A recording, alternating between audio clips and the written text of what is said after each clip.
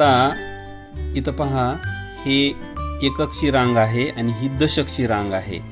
हे एक एकक म्हणजे ही खुली काडी आहे आणि हे डाव्या बाजूचं दशक म्हणजे 10 काड्याचा एक गट्टा आहे.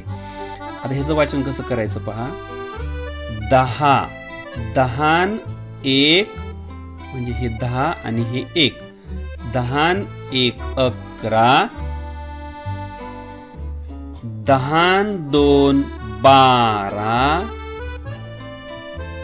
10 3 13, 10 4 14, 10 5 15, 10 6 16, 10 7 17, 10 8 18, 10 9 19, 2 दशक 0 एकक 20.